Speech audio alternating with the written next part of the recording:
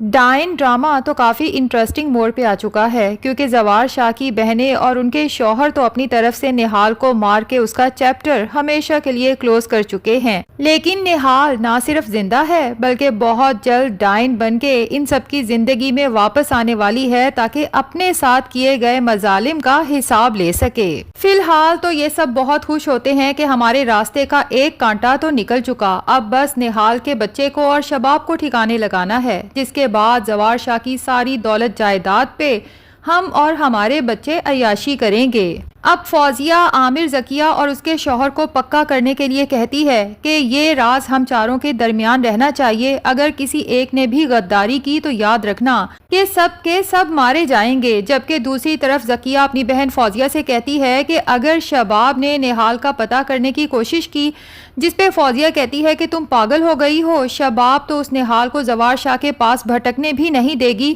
اس کی تو اب خود بھی یہی کوشش ہوگی کہ نہال کبھی سامنے نہ آئے۔ اب ان لوگوں کو یہ تو نہیں پتا نا کہ شباب بھی ان کے راز سے واقف ہے۔ البتہ یہ الگ بات ہے کہ وہ دل ہی دل میں بہت خوش ہے کہ وہ خود بھی نہال سے چھٹکارا چاہتی تھی، کیونکہ اسے تو یہی لگنے لگا تھا جیسے زوار شاہ کے دل میں نہال کے لیے جگہ بن رہی ہے، اور پھر یہ ڈر الگ تھا کہ کہیں زوار شاہ اس بچے کی وجہ سے ترس کھا کے نہال کو اس گھر میں رکھنے کا فیصلہ نہ کر لیں۔ تبھی وہ سوچتی ہے کہ اگرچہ کام تو دشمنوں نے کیا ہے لیکن میرا تو بھلا ہی ہوا ہے۔ فی الحال تو وہ چپ ہے، لیکن ہو سکتا ہے آگے چل کے وہ ان لوگوں کو اس بات پر بلیک میل کرے۔ فی الحال تو وہ اپنی جنت میں بہت خوش ہے کہ زوار شاہ بھی ہے اور اس کے پاس اولاد کی نعمت بھی ہے۔ بہرحال شباب کو جب یاد آتا ہے کہ نہال نے مرنے سے پہلے فوزیہ اور ذکیہ کی منتیں کرتے ہوئے کہا تھا کہ سائی نے مجھ سے وعدہ کیا تھا کہ وہ مجھے میرے بیٹے کے ساتھ رہنے دیں گے، تبھی وہ زوار شاہ کو ایک دن اچانک پوچھ ہی لیتی ہے کہ زوار شاہ، اس دن وہ لڑکی آخر ہمارے گھر کیوں آئی تھی؟ زوار شاہ شباب سے نظریں چرانے لگتا ہے اور جان بوجھ کے یوں شو کراتا ہے کہ مجھے پتا ہی نہیں تم کس کی اور کیا بات کر رہی ہو، جبکہ زوار شاہ کے دل و دماغ میں بھی نہال گھومتی رہتی ہے کہ اس دن کے بعد نہ تو نہال نے کانٹیکٹ کرنے کی کوشش کی، نہ ہی اس کی کوئی خیر خبر ہے۔ اگر میں اس کی خیر خبر لینے کے لیے کسی کو بھیجتا بھی ہوں اور شباب کو پتہ چل جاتا ہے تو یقیناً شباب مجھ سے ناراض ہو جائے گی۔ بہرحال شباب کہتی ہے کہ آپ کو اچھے سے پتا ہے میں نہال کی بات کر رہی ہوں، جس پہ زوار شاہ کہتا ہے شباب، میری زندگی میں سب سے زیادہ امپورٹنٹ تم ہو اور میرا بیٹا حنین شاہ ہے۔ میں اس لڑکی کو یکسر فراموش کر چکا ہوں اور میں تم سے بھی یہی درخواست کرتا ہوں کہ آج کے بعد اس کا تذکرہ ہم دونوں کے درمیان کبھی نہ ہو۔ تو شباب ہنستے ہوئے زوار شاہ کو گلے لگاتی ہے اور حنین شاہ کی طرف دیکھ کے کہتی ہے کہ اس پھول کے آنے سے پورا گھر مہک رہا ہے، سب کچھ بدل گیا ہے اور آپ تو پہلے سے بھی زیادہ اچھے ہو گئے ہیں زوار شاہ۔ ادھر گورکن جب دیکھتا ہے کہ یہ لڑکی ابھی زندہ ہے تو وہ اللہ سے توبہ کرتا ہے کہ میں کتنا بڑا گناہ کرنے جا رہا تھا، ایک زندہ انسان کو دفنانے جا رہا تھا۔ بہرحال وہ کسی کو بھی یہ سب نہیں بتاتا کیونکہ موقع کی نزاکت کو سمجھ چکا ہے کہ کسی دیرینہ دشمنی کی وجہ سے یہ سب لوگ اس لڑکی کو مارنا چاہتے ہیں۔ چپ کر کے اسے اپنے گھر لے جاتا ہے اور نیکسٹ ڈے وہی گائناکالوجسٹ ڈاکٹر قبرستان اپنی بیٹی کی قبر پہ پھول چڑھانے جاتا ہے جس کے پاس زوار شاہ اور شباب بچے کے علاج کے لیے جاتے تھے۔ اب گورکن نہال کو اسی ڈاکٹر کے حوالے کرتا ہے اور اسے ساتھ ہی یہ بھی تاکید کر دیتا ہے کہ ڈاکٹر صاحب، اگر اس لڑکی کے بارے میں اس کے ورثاء کو پتہ چلا تو مجھے نہیں لگتا کہ وہ اسے زندہ چھوڑیں گے۔ نہال کی خراب حالت دیکھ کے تو ڈاکٹر کا کلیجہ جیسے منہ کو آتا ہے اور پتہ نہیں کیوں اسے یوں محسوس ہوتا ہے جیسے یہ میری ہی بیٹی ہو جو کئی سال پہلے مر چکی ہے۔ بہرحال ڈاکٹر نہال کو ہاسپٹل لے جاتا ہے، اس کا مکمل ٹریٹمنٹ ہوتا ہے اور چونکہ نہال کے چہرے پہ بھی کئی زخموں کے نشان تھے تو ہلکی سی سرجری کرنا پڑتی ہے جس کی وجہ سے نہال کے نین نقش کافی حد تک بدل جاتے ہیں۔ جب نہال کافی حد تک بہتر ہوتی ہے، ہوش میں آتی ہے تو ڈاکٹر صاحب اس سے پوچھ ہی لیتے ہیں کہ تمہاری یہ حالت آخر کس نے کی؟ تب جا کے نہال اپنی زندگی کی ساری کہانی ڈاکٹر صاحب کو بتا دیتی ہے اور ساتھ ہی یہ بھی کہ مجھے تو آج تک یہ پتہ نہیں چل سکا کہ مجھے کس جرم کی سزا مل رہی ہے۔ ڈاکٹر صاحب کو یہ سن کے بہت افسوس ہوتا ہے کہ نہال کے ہسبینڈ نے اس سے وعدہ کیا تھا کہ بچہ ہو جانے کے بعد چاہے بچے کی نوکر بنا کے ہی صحیح لیکن اپنے ساتھ رکھوں گا، اس کے باوجود اس نے اس کی یہ حالت کر کے کہیں پھینک دیا۔ تو نہال سے پوچھ ہی لیتا ہے کہ کون تھا وہ ظالم انسان، کیا نام ہے تمہارے شوہر کا؟ جس پہ نہال بتاتی ہے کہ میرے شوہر کا نام زوار شاہ ہے۔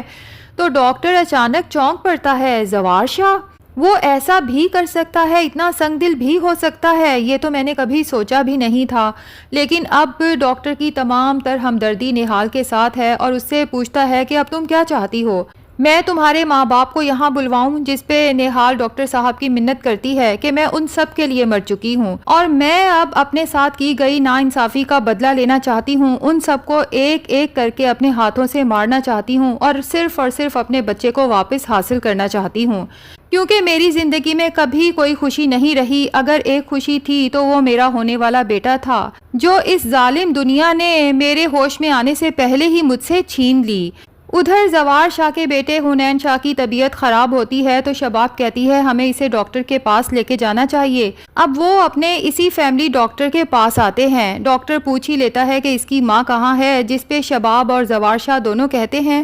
کہ وہ اسے پیدا کرتے ساتھ ہی چھوڑ کے ہماری زندگی سے جا چکی ہے۔ بہرحال ڈاکٹر کہتا ہے کہ اس بچے کے لیے نرسنگ کی بہت ضرورت ہے، اگر آپ لوگ کہیں تو میں کسی بہتر ہائیلی کوالیفائڈ اور سلجھی ہوئی نرس کا انتظام کر دیتا ہوں، کیونکہ مجھے لگتا ہے کہ آپ لوگ چونکہ نا تجربہ کار ہیں چھوٹے بچے کے حوالے سے، اگر اس کی صحیح دیکھ بھال نہ کی گئی تو مجھے خدشہ ہے کہ بچے کو کچھ ہو بھی سکتا ہے۔ یہ سنتے ساتھ ہی زوار شاہ اور شباب کا کلیجہ تو منہ کو آتا ہے۔ ڈاکٹر سے کہتے ہیں کہ اگر آپ کسی بہتر نرس کا انتظام کر دیں تو بہت بڑا احسان ہوگا۔ اب انہی دنوں میں ڈاکٹر صاحب نہال کی فل گرومنگ بھی کر دیتے ہیں، اس کی ڈریسنگ گیٹ اپ سب چینج ہو جاتا ہے اور پھر اسی کو حنین شاہ کی نرس کے طور پہ جب زوار شاہ کی حویلی بھیجا جاتا ہے تو ایک دفعہ تو اتنی حسین و جمیل نرس کو دیکھ کے سبھی کے ہوش اڑ جاتے ہیں۔ اب ہو سکتا ہے کہ زوار شاہ، شباب یا باقی گھر کے کسی فرد کو شک ہو کہ اس نرس کی شکل نہال سے بہت ملتی ہے، لیکن چونکہ شباب اور فوزیہ، ذکیہ اور ان کے شوہر تو اچھے سے جانتے ہیں کہ نہال نہ صرف مر چکی ہے بلکہ دفنائی بھی جا چکی ہے، تو وہ تو کبھی قبر سے واپس نہیں آ سکتی۔ یہ محض ایک حسین اتفاق ہو سکتا ہے کہ یہ نرس نہال سے کافی ریزیمبلنس رکھتی ہے، جبکہ کہاں وہ جاہل گوار پینڈو قسم کی نہال اور کہاں یہ اتنی سٹائلش سی نرس۔ اب حنین شاہ جو شباب کی گود میں مستقل روئے جا رہا ہے، زوار شاہ بھی اسے چپ کروانے کی کوشش کرتا ہے لیکن وہ کسی سے بھی نہیں سنبھلتا، تب اس نرس کے حوالے کیا جاتا ہے اور حنین شاہ تو ظاہر ہے کہ اسی کا بیٹا ہے۔ اس کی گود میں جاتے ساتھ ہی حنین شاہ نہ صرف چپ ہو جاتا ہے بلکہ کھلکھلا کے ہنسنے لگتا ہے۔ شباب اور زوار شاہ تو اس نرس کے بہت احسان مند ہوتے ہیں کہ کتنے دنوں سے ان کا بچہ اتنا بیمار تھا کہ مستقل روئے جا رہا تھا، لیکن اس نرس نے کیسے اس بچے کو فوراً ہینڈل کر لیا۔ تو یوں نہال کی فوراً ہائرنگ ہو جاتی ہے۔ اب چھوٹے حنین شاہ کو سنبھالنے کے لیے حنین شاہ مرحوم کا کمرہ نہال کو دے دیا جاتا ہے تاکہ وہ 24 گھنٹے گھر میں رہے اور حنین شاہ کے ساتھ رہے۔ تو جناب یوں اب نہال دا ڈائن ایک ایک سے اپنے ساتھ کیے گئے ظلم کا حساب لے گی، لیکن وہ پورے پلان کے ساتھ چلے گی کہ اس کے اوپر تو کسی کا شک بھی نہ آئے۔ تبھی وہ باری باری سب کی فوٹو جلاتی ہے اور جب جس کی فوٹو جلاتی ہے اس کا جانے کا وقت سمجھو آ چکا ہے۔ اب ایٹ دا اینڈ ان سب کی موت کا الزام آئے گا شباب پہ اور زوار شاہ ٹھیک اسی طرح شباب کو اس سرونٹ کوارٹر میں بند کرے گا جس طرح کبھی شباب کی وجہ سے نہال کو بند کیا تھا۔ شباب دہائیاں دیتی رہ جائے گی کہ زوار شاہ میں نے آپ کی بہنوں اور بہنوئیوں کا قتل نہیں کیا، مجھے تو خود سمجھ نہیں آ رہا کہ ہمارے گھر میں یہ سب کب اور کیسے اور کیوں ہو رہا ہے۔ تو ناظرین ڈرامہ تو آگے چل کے کافی انٹرسٹنگ ہونے والا ہے، کیونکہ نہال صرف فوزیہ، عامر، ذکیہ اور جاوید سے ہی نہیں بلکہ شباب اور زوار شاہ کے ساتھ ساتھ اپنے ماں باپ سے بھی تو اپنے ساتھ کیے گئے مظالم کا حساب لے گی۔